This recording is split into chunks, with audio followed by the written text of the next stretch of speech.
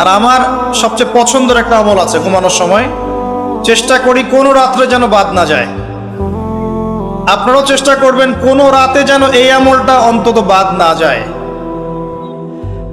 আলী রাদিয়াল্লাহু আনহু বলতেন যে যার সামান্য বিবেক বুদ্ধি আছে তার জন্য শোভা পায় না যে সে এই আমলটা না করেই ঘুমিয়ে যাবে। সেটা কি? সূরা বাকারার শেষের 3টা আয়াত তেলাওয়াত করবে। সূরা বাকারার শেষের 3 আয়াত অথবা 2 আয়াত পড়বেন, একই ফজিলত ইনশাআল্লাহ। কি ফজিলত? সারা রাত নফল নামাজ পড়লে যে নেকিটা পেতেন, আপনি এটা পড়ে ঘুমিয়ে গেলে ইনশাআল্লাহ সেই নেকি পেয়ে যাবেন।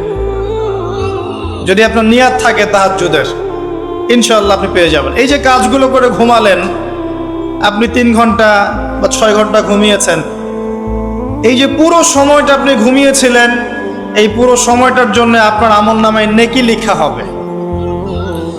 অথচ ঘুমের দরকার কার ছিল? আমার না আল্লাহর? কার স্বার্থ এখানে? আমার স্বার্থ।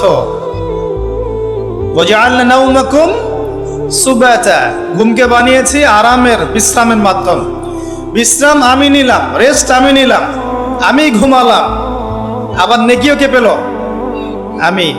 কারণ কি? কারণ আমি ঘুমিয়েছি মুহাম্মদ সাল্লাল্লাহু আলাইহি ওয়াসাল্লামের তরিকা এবং সুন্নাহ অনুযায়ী। ডান কাত হয়ে যদি পারেন ওযু করে নিতে পারেন, আরো ভালো হয়। তো এই যে ঘুমালেন, নেকি হয়ে গেল। ঘুম থেকে উঠলেন, দোয়া পড়লেন, নেকি হয়ে গেল। এবার আপনি টয়লেটে যাচ্ছেন, টয়লেটে যাওয়ার সময় বলছেন কি? আল্লাহুম্মা ইন্নী আউযু বিকা মিনাল খুবসি ওয়াল খাবাইস। এই যে টয়লেট করছেন, এই সময়টুকুতে নেকি পাচ্ছেন। বের হচ্ছেন, বলছেন গফরানাকে।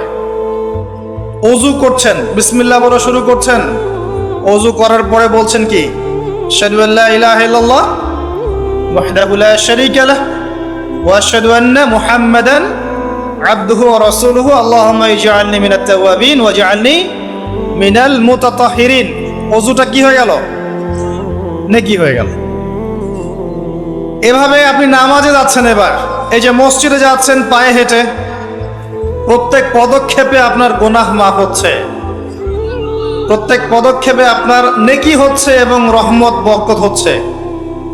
এছাড়াও আপনার মর্যাদা আল্লাহর কাছে বাড়ছে।